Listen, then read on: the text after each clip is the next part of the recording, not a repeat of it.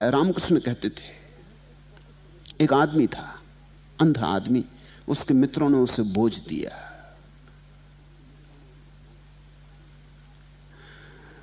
खीर बनी, उस अंधे आदमी को पहली दफे ही खीर खाने को मिली। गरीब आदमी था, खीर उसे खूब रुचि, उसने और मांगी। फिर वो पूछने लगा, जरा इस खीर के संबंध में मुझे कुछ बताओ। पास में बैठे किसी तथाकथित बुद्धिमान ने कहा, खीर बिल्कुल सफेद होती, रंग इसका सफेद है। उस अंधे ने कहा, मेरे साथ मजाक ना करो, जानते हो कि मैं अंधा हूं, जन्म अंधा हूं। सफेद सफेद यानी क्या? मगर पास में बैठा हुआ आदमी भी पूरा पंडित था, उसने सफेद को समझाने की कोशिश की। उसने कभी बगले देखे? बगले जैसे सफेद होते, उसी का नाम सफेद ही। उस अंधे ने कहा, एक पहेली को सुलझाने के लिए तुम दूसरी पहेली बता रहे हो। बगले बगले क्या? कभी देखे नहीं। मगर पंडित भी पंडित ही था, उसने भी जिद कर ली थी कि समझा के ही रहेगा। उसने कहा, बगले नहीं देखे? चलो ये मेरा हाथ है, इस पर हाथ फेरो, ऐसी बगले की गर्दन होती।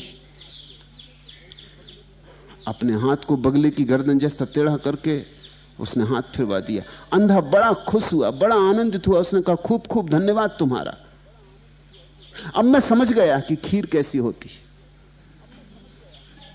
तिरछे हाथ की तरह खीर होती, मैं समझ गया। अब मेरी बात समझ में आ गई। कोई मुझे समझाए तो मैं समझ जाता हूं, लेकिन समझाते ही नहीं लोग टाल ही जाते हैं। तब उस पंडित को समझ में आया कि ये समझाना ना हुआ, ये तो और हानि की बात हो गई। ये तो कुछ का कुछ समझ गया। सत्य को जो जानते हैं वे कभी ना कहेंगे, क्योंकि तुम कुछ का कुछ समझोगे। बुद्ध के पास एक बार लोग एक अंधे को ले आए थे, क्योंकि अंधा बड़ा जिद्दी था और कहता था कि प्रकाश है ही नहीं, और कहता था ऐसा भी नहीं है कि मैंने अपने मन को अवरुद्ध कर रखा है, मैं बहुत मुक्त मन व्यक्ति हूं, लेकिन प्रकाश है ही नहीं। और लोग व्यर्थ की झूठी बातें और कपोल कल्पनाओं में पड़े हैं। अगर प्रकाश है तो मैं छू कर देखना चाहता हूं। स्वभावतः अंधा छू के चीजों को देखता है, टटोल के देखता है। तो वो कहता है, प्रकाश अगर है तो ले आओ, मैं छू के देख लूं, छू लूं तो मैं मान लूं। अब प्रकाश को कैसे छुओगे? लेकिन अगर प्रकाश को न छुओ तो क्या इससे यह सिद्ध होता है कि प्रकाश नहीं है? लेकिन अंधे की बात में भी बल है, उसके पास स्पर्श की ही तो इंद्री है जिससे वो पहचानता है। वो कहता, चलो स्पर्श ना करवा सको, जरा प्रकाश को बजाओ तो मैं सुन लूं, मेरे कान ठीक है। चलो ये भी ना कर सको तो प्रकाश को मेरे मुंह में रख दो, मैं जरा उसको स्वाद ले लूं, मेरी जिह्वा भी ठीक है। ये भी नहीं होता तो जरा प्रकाश को मेरे नासापुट के पास ले आओ, मुझे गंध बिल्कुल ठीक से आती, मैं उसकी गंध ले लूं। कुछ तो प्रमाण दो, कुछ तो ऐसा प्रमाण दो जो मेरी सीमा और समझ के भीतर पड़ता है। लेकिन प्रकाश को न सूंघा जा सकता, प्रकाश में कोई गंध होती ही नहीं। न प्रकाश को छुआ जा सकता, क्योंकि प्रकाश का कोई रूप नहीं होता, कोई देह नहीं होती, कोई काया नहीं होती। न प्रकाश को चखा जा सकता, क्योंकि प्रकाश में कोई स्वाद नहीं होता। न प्रकाश को बजाया जा सकता, प्रकाश में कोई ध्वनि नहीं होती। तो अंधा खिलखिला के हंसता और वो कहता, फिर क्यों व्यर्थ की बातें करते हो, प्रकाश है ही नहीं। और मैं ही अंधा नहीं हूं, तुम सब अंधे हो। फर्क सिर्फ इतना है कि मैं ईमानदार अंधा हूं, तुम बेईमान अंधे हो।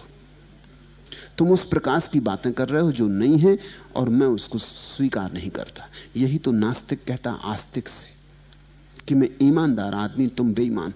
तुम उस ईश्वर की बातें कर रहे हो जो है नहीं, मैं कैसे मानूं?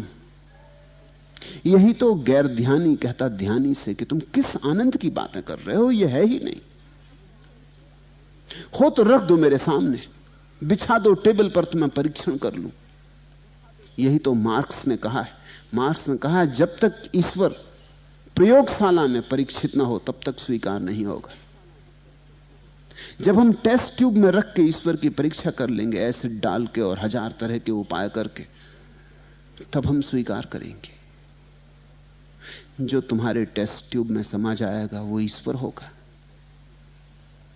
जो तुम्हारी टेबल पर लेट जाएगा और तुम उसके अंग अंग खंडित करोगे, विश्लेषण करोगे और तय करोगे कि कौन है, वह ईश्वर होगा।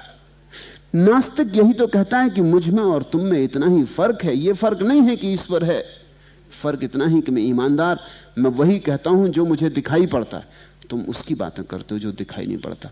तुम अदृश्य के संबंध में नाहक अटकलें लगाते हो। यही उस अंधे ने बुद्ध से कहा था। बुद्ध ने कहा कि मैं तेरी बात समझता हूं, मुझे तेरी बात में जरा भी विरोध नहीं। लेकिन उन्होंने, जो लोग उस अंधे को लेके आए थे, उनसे कहा कि तुम्हारी बात गलत है, तुम इसे समझाने की कोशिश मत करो। मैं एक बड़े चिकित्सक को जानता हूं जो आंखें ठीक कर सकता है, तुम इसे चिकित्सक के पास ले जाओ।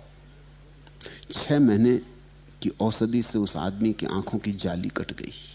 वो अंधा नहीं था, अंधा कोई भी नहीं है, सिर्फ आंखों पे जाली। उसकी आंखों की जाली कट गई। वो नाचता हुआ आया, वो बुद्ध के चरणों में गिर पड़ा। उसने कहा, अब मैं जानता हूं कि प्रकाश है, मुझे क्षमा कर दें, मैंने जो विवाद किया था वो व्यर्थ था, मुझे क्षमा कर दें, मैं अंधा था, सिर्फ अंधा था मैं, और अपने अंधेपन को भी पकड़ के बैठा था। मैंने जो विवाद किया था वह ठीक नहीं था। प्रकाश है, और अब मैं जानता हूं कि मैं भी अगर किसी को चाहूं कि प्रकाश स्पर्श कर ले, स्वाद ले ले, ध्वनि सुन ले, गंध ले ले, तो मैं भी ये न कर पाऊंगा। और फिर भी प्रकाश है। प्रकाश का पता ही तब चलता है जब आंख खुलती। प्रकाश आंख का अनुभव है, और सत्य तुम्हारी अंतर्दृष्टि का। प्रकाश बाहर की आंख का अनुभव है, सत्य तुम्हारी भीतर की आंख का। अंतश्चक्षु खुले तो सत्य का पता चलता है।